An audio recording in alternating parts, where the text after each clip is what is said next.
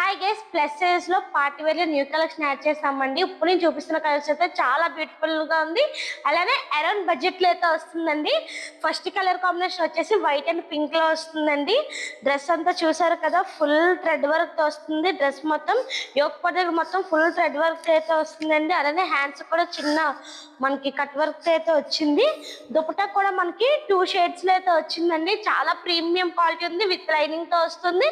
దీని ప్రైస్ వచ్చేసి ఓన్లీ 1100 కి ఆఫర్ లో పెట్టామండి. ఎవరు మిస్ అవ్వకండి.